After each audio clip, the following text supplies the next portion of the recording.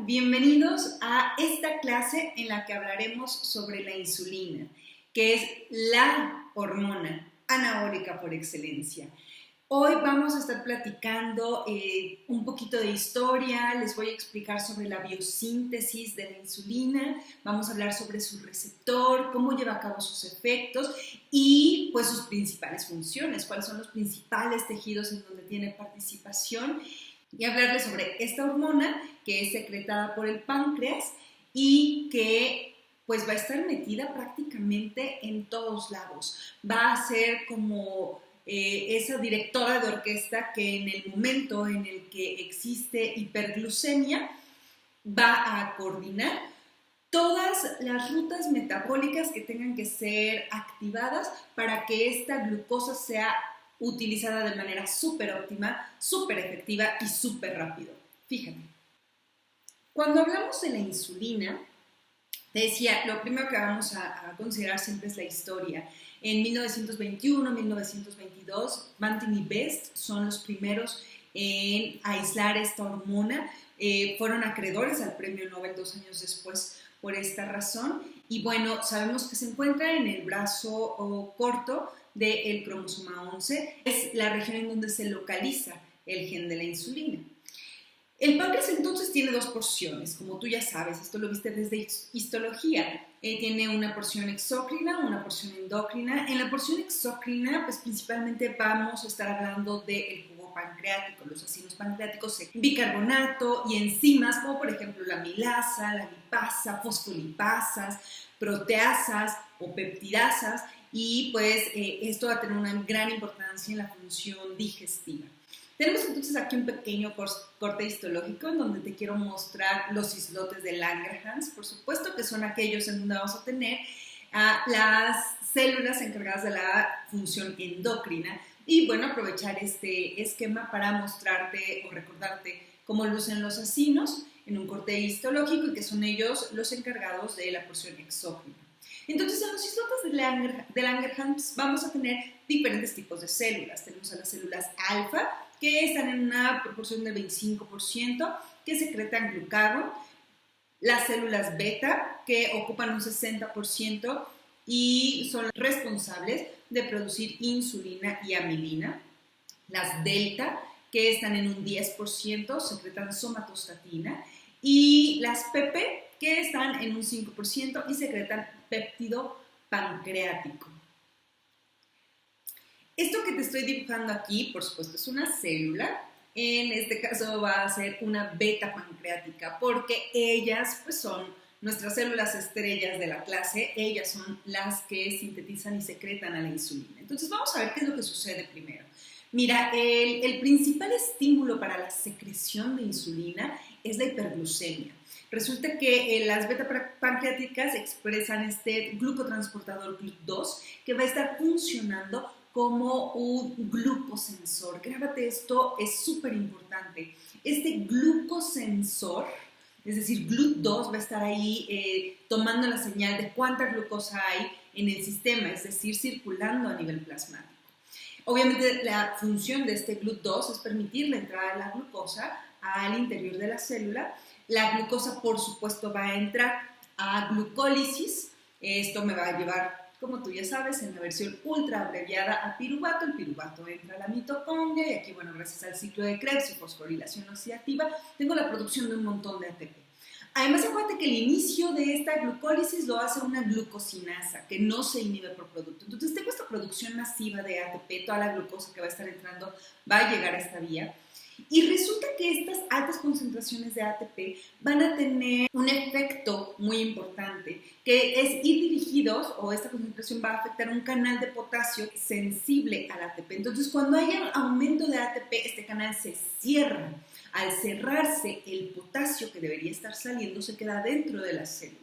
Cuando este potasio se queda dentro, pues obviamente las cargas positivas incrementan dentro de la célula y tú sabes que esto tiene un efecto en la polarización de la membrana, por lo tanto la despolariza. Esta despolarización de la membrana debido a la acumulación de potasio dentro de ella va a tener efecto sobre un canal de calcio que casualmente es voltaje dependiente. Entonces, lo que sucede al incrementar las cargas positivas dentro de la célula beta pancreática, este canal de calcio se va a abrir. Al abrirse, va a permitir la entrada de calcio hacia el espacio intracelular, y este aumento de calcio, como tú sabes, va a estimular la exocitosis de estas vesículas, gránulos que contienen la insulina y que pues estarán ahí ya listos para poder ser secretados a través de la exocitosis. Pero, ¿cómo llegó la insulina a estas vesículas o gránulos secretores? Bueno, pues la historia se llama biosíntesis de la insulina y todo inicia, la verdad es que en el núcleo, ¿no? Por eso empecé diciéndote en dónde se encuentra el gen que codifica para esta insulina. Entonces, bueno, en el DNA específicamente, en el brazo corto del cromosoma 11, en la banda 15.5, ahí se encuentra el mensaje, el código. Entonces, este código se transcribe, se crea una cadena de RNA mensajero que contiene la información necesaria para la traducción de la proteína. Este RNA mensajero sale del núcleo, se dirige al retículo endoplásmico rugoso y en los ribosomas, que aquí te estoy esquematizando muy bonito, pues se va a leer el código. Aquí estoy en traducción de proteínas. Entonces se lee a través de, tú sabes, los codones, estos tripletes, se va creando la cadena polipeptídica y de esta manera se va creando, se va traduciendo la proteína. Entonces la insulina pues es una proteína, por supuesto. Esta proteína va a constar de dos cadenas, bueno, de hecho son tres cadenas. Es una cadena A, una cadena B, y ambas cadenas están unidas por puentes disulfuro, además de contener una cadena C que está unida a las dos, que aquí te estoy representando A y B en azul, C en verde, y una pequeña porción final que ves en rojo, que es el péptido señal. Esta primera forma de insulina se llama preproinsulina. Entonces, el mensaje contenido en el DNA es para preproinsulina. Y lo siguiente es modificarla, prepararla para que esté lista para su acción. Y esto se va a llevar a cabo en el retículo endoplásmico liso y en el aparato de Golgi, en donde lo primero que va a suceder es que se va a escindir el péptido señal. Esto lo hace una peptidasa y entonces lo que va a resultar es una molécula que no tiene péptido señal, a la que se le conoce como proinsulina. El siguiente paso será realizar una modificación extra y pues digamos el empaquetamiento de esta proteína, lo hacemos en Golgi, y lo que vamos a hacer ahora es entonces escindir a la cadena C. Vamos a separar la cadena C de las cadenas A y B y vamos a guardarlo en una vesícula de secreción. ¿Quién corta a esta cadena C? Pues es otra peptidasa, ahí te lo estoy poniendo en amarillo, y entonces lo empaqueto y de esta manera pues lo tengo listo en gránulos de secreción o en vesículas de secreción, y a esta forma que ya no tiene la C pegada se le llama insulina. Entonces aquí tengo a los gránulos de secreción, las vesículas de secreción, ¿no? Que habrán sido pues ya sintetizadas desde antes y que están ahí listas en la célula esperando la señal para entonces poder ser secretadas. Y como te dije, el principal estímulo será la hiperglucemia. Esta historia que te acabo de contar entonces se llama biosíntesis de la insulina. Una vez que la ATP aumenta y entonces provoca el cierre de los canales de potasio, el aumento de potasio intracelular, la apertura de los canales de calcio voltaje dependientes y por tanto el aumento de calcio intracelular, esa es la señal que va a permitir la excreción de esta insulina a través de exocitosis. Entonces las membranas de la vesícula secretora y la membrana plasmática se van a unir permitiendo la liberación de la insulina. Importante que sepas que pues, la insulina y el péptido C se van a estar secretando en cantidades equivalentes. Por lo tanto, esto será útil cuando hablemos después de la determinación de insulina, por ejemplo, de origen endógeno. Lo que te estoy poniendo aquí entonces, evidentemente, pues es un vaso sanguíneo. Esta insulina será secretada entonces a la circulación sistémica. De hecho, su primer paso es a hígado. En hígado se degrada una gran parte de la insulina, por lo tanto, de la concentración o digamos cantidad de insulina que tiene el hígado es pues significativamente mayor que el de los tejidos periféricos. Entonces, bueno, el aumento de glucosa en la sangre provoca la liberación de la insulina y por lo tanto esto estará así para que se puedan llevar a cabo los efectos. Pero los efectos de la insulina se llevan a cabo gracias a la unión de esta hormona a su receptor, y es una hormona, aunque su origen es peptídico, pues su funcionamiento es endocrino, ¿de acuerdo? Entonces esta hormona tiene que unirse a su receptor, y su receptor consta de 4 cadenas, son 2 cadenas alfa, 2 cadenas beta. Las cadenas alfa están totalmente en el espacio extracelular, mientras que las cadenas beta tienen una porción extracelular, transmembrana e intracelular. Están unidos por puentes disulfuro, y los dominios intracelulares tienen residuos de tirosina, y esto hace que nosotros definamos a este receptor como tirosininasa. La insulina entonces va a unirse a su receptor exclusivamente en la porción extracelular, y esto va a desencadenar una cascada de autofosforilación en los residuos de tirosina. Esta cascada de autofosforilación que te esquematizo en estas líneas cruzadas van a provocar la activación del sustrato del receptor insulina, y esto me va a llevar a cabo los efectos. Entonces, dentro de los conceptos básicos del receptor insulina es que es un receptor tirosincinasa. ¿Y a qué se refiere eso? Tirosincinasa, pues a que se fosforila en los residuos tirosina. Es una cascada de autofosforilación, te lo repito porque es súper importante, la que me lleva a los efectos. Pero antes de los efectos, pues se lleva a cabo la activación de este sustrato del receptor a insulina. Y todo esto tiene que ver con vías de señalización, cascadas de señalización que va a tener cada célula. Estas vías de señalización van a depender totalmente de la célula de la que estemos hablando. Entonces, este sería como el panorama general, ¿no? El big picture, en donde ya cuando quieres estudiar el efecto específico en cada célula, ahí es donde te tienes que meter al detalle molecular sobre cuál es el efecto que tiene específicamente en esa célula, cuál es la vía de señalización activa. Ahora, la insulina, una vez que es secretada, la verdad es que tiene un tiempo de vida bastante corto. Pero antes de eso quiero hablarte de más o menos cuántas unidades de insulina nosotros secretamos, ¿no?, en promedio al día. Entre 40 y 50 unidades es lo que se considera. Obviamente esto va a variar dependiendo de tu alimentación. Entonces hay personas que tienen un alto consumo de carbohidratos y esto provoca que secreten mucha más insulina. Esto se llama hiperinsulinemia. Entonces nosotros tenemos unas enzimas encargadas de degradar a la insulina, son las insulinasas, y es que el tiempo de vida media, como te decía, es cortito, entre 5 y 6 minutos apenas, y la concentración de insulina en plasma empieza a aumentar pues apenas 10 minutos después de la ingesta de alimentos. Y tiene su mayor efecto, su pico, digamos, entre los 30 y 45 minutos. Entonces la insulina tiene un efecto rapidísimo, se libera rápido, ya está ahí lista para ser secretada, se libera de manera muy rápida y es súper eficiente. Su principal objetivo es bajar otra vez los niveles de glucosa y hacer que se utilice de la mejor manera.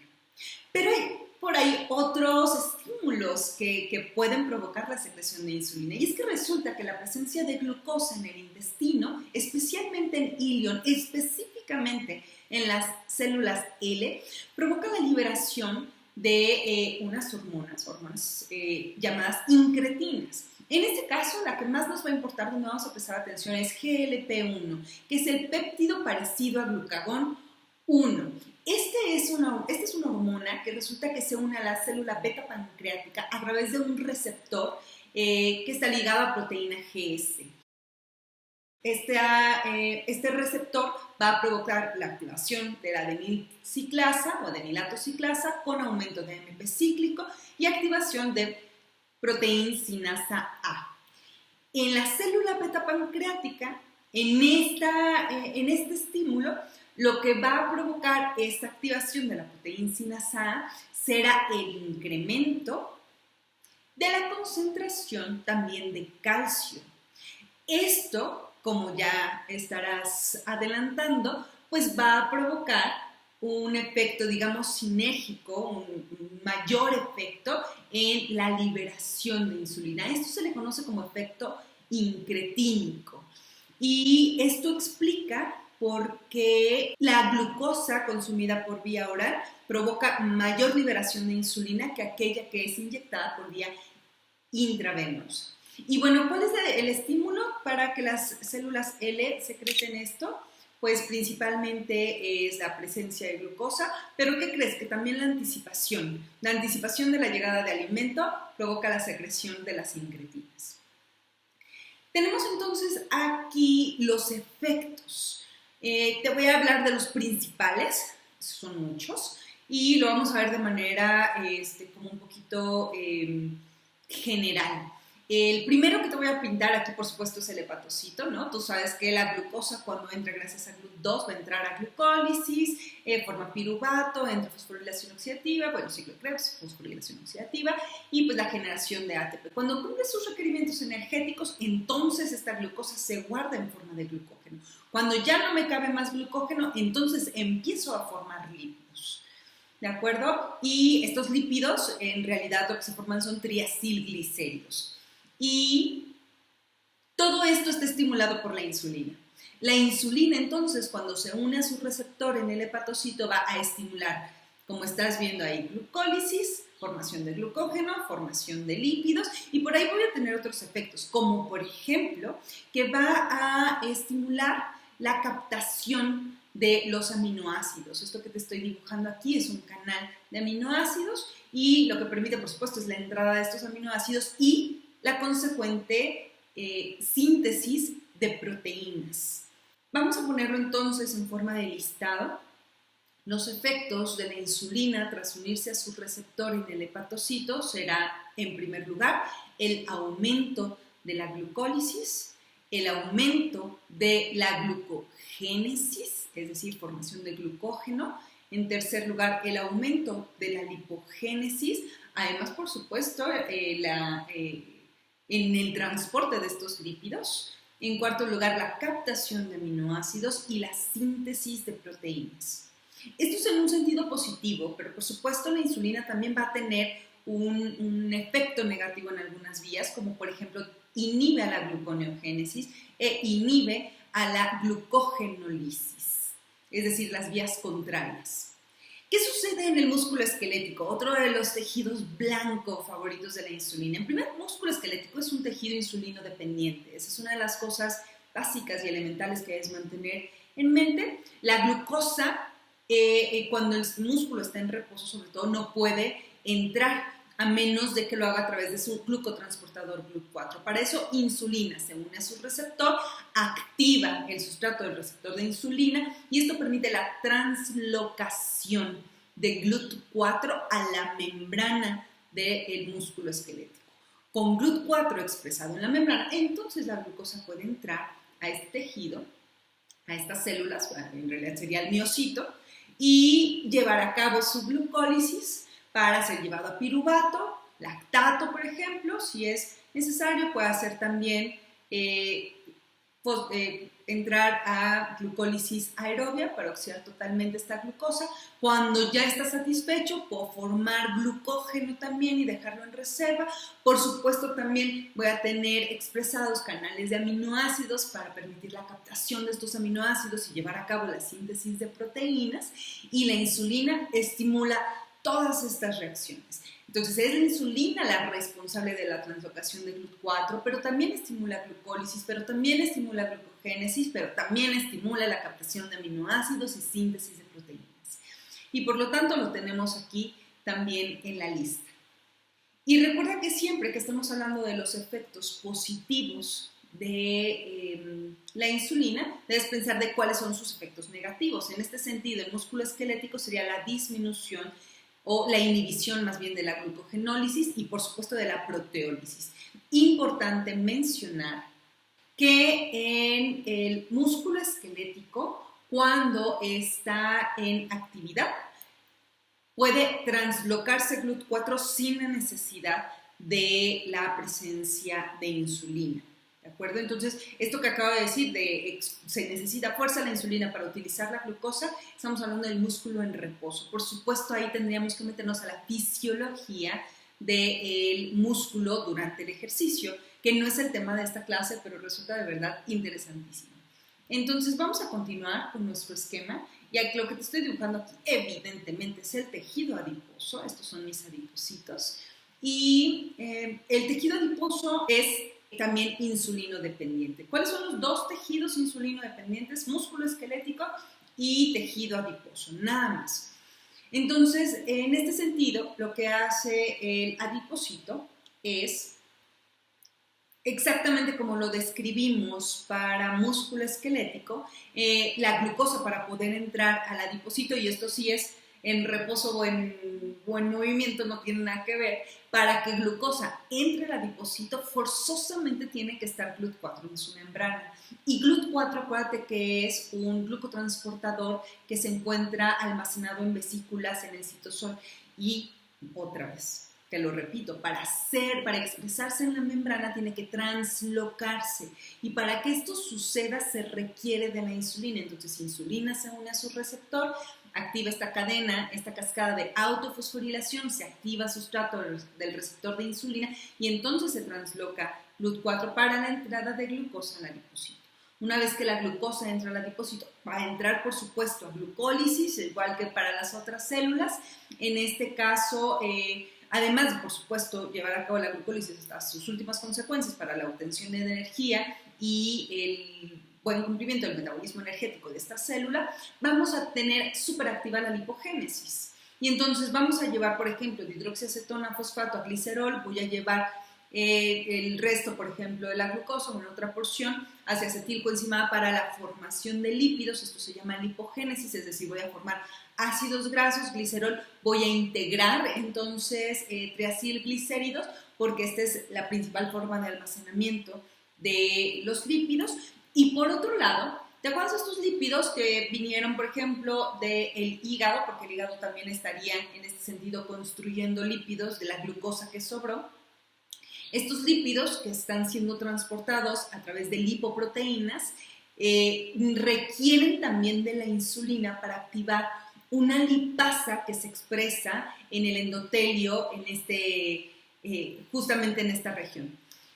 Esta lipasa se llama lipoproteína lipasa y resulta que requiere del efecto de la insulina para expresarse, para estar activa. Y si no hubiera esta lipoproteína lipasa, estas lipoproteínas no podrían ir y dejar sus lípidos en el adipocito. Y eso es muy importante. Entonces, la insulina no nada más está metida en el metabolismo de los glúcidos, aunque es la glucosa su principal estímulo. La insulina está metida en el metabolismo de glúcidos, lípidos y proteínas. En los lípidos aquí te estoy mostrando cómo en las siguientes clases, en el siguiente departamental, vamos a estudiar el metabolismo de las lipoproteínas y vas a ver cómo tanto las lipoproteínas que transportan lípidos de la dieta como aquellas como esta que te comentaba que viene desde el hígado, ambas necesitan que la insulina esté presente para poder dejar sus lípidos en tejido adiposo, en el adipocito. Entonces, por lo tanto, los efectos entonces de la insulina en este tejido los vemos igual enlistados: utilización de glucosa por translocación de GLUT4, glucólisis, lipogénesis, metabolismo de lípidos y transporte de ácidos grasos. Y por supuesto, el efecto negativo más importante es la lipólisis, es decir, la degradación de estos triacilglicéridos para mandarlos al sistema. No tiene ningún sentido para la insulina que esto se haga, porque la insulina de lo que está preocupada es que todo se reserve, que todo se guarde, ¿de acuerdo? Pero la insulina, si bien es en estos tres tejidos en donde tiene, digamos, como los efectos más grandes, más importantes, y que cuando estudiamos metabolismo, pues es sobre todo en estos efectos en donde nos interesamos, no son los únicos efectos que tienen. La insulina, por ejemplo, en el endotelio estimula la vasodilatación y disminuye la agregación plaquetaria. Tiene otro tipo de efectos, como por ejemplo la estimulación, por ejemplo, del crecimiento, también la retención del sodio, la excreción del ácido úrico. Está involucrada en la termogénesis inducida por alimentos, también en la hiperpolarización, por ejemplo, de las membranas por aumento en las concentraciones de calcio. Por ejemplo, a nivel cardíaco, tiene el efecto de la prolongación de QT y está metida también en la síntesis de las hormonas sexuales. Entonces, insulina está metida en todos lados y es totalmente esencial y es importantísima para el correcto funcionamiento del metabolismo. Por lo tanto, cuando tenemos algún defecto en su excreción, en su síntesis o en sus efectos por no unirse correctamente a su receptor o encontrar resistencia en su receptor, entonces estaremos en problemas, estaremos metidos en una situación que tiene un nombre muy especial y esa es diabetes mellitus. Todos los defectos que tengan que ver con la utilización, secreción, biosíntesis de la insulina me van a llevar a un primer efecto que se llama hiperglucemia. Y por definición, la hiperglucemia es igual a diabetes. Obviamente, pues nosotros tenemos diferentes tipos de diabetes dependiendo de dónde está el error. Porque no es lo mismo, por ejemplo, nacer con una deficiencia enzimática que me provoque que la glucosa se mantenga elevada, como vamos a ver que es el caso de por ahí una diabetes tipo MODY, te lo voy a explicar en la siguiente clase, en donde tengo deficiencia de glucosinasa y entonces por eso tengo elevada la glucosa. No es lo mismo que, por ejemplo, tener una respuesta autoinmune contra el páncreas que lo destruya y entonces no tengo beta pancreáticas y por eso no tengo insulina y por eso sube la glucosa. Te estoy hablando de diabetes tipo 1 y tampoco es lo mismo que un paciente obeso crónico, sedentario, con una dieta evidentemente hiperglucémica a más no poder, hipercalórica y con muchísimos lípidos, que debido a esta obesidad y factores que vamos a estudiar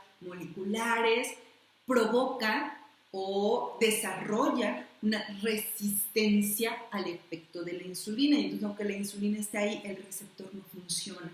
Y si no funciona, pues no tengo los efectos. Y si no tengo los efectos, pues entonces tengo acumulación de la glucosa en sangre y veremos todas las consecuencias que tiene precisamente esta elevación de la glucosa a nivel plasmático. Te estoy preparando entonces para que podamos estudiar la siguiente clase a la diabetes y la integración de la resistencia a la insulina como un punto crucial en la fisiopatología de esta, que es un verdadero problema de salud pública. Listo, hemos terminado con la clase de insulina. Espero que la hayas disfrutado mucho y que estés listo para entonces aprender mucho más sobre diabetes. Nos vemos para la próxima.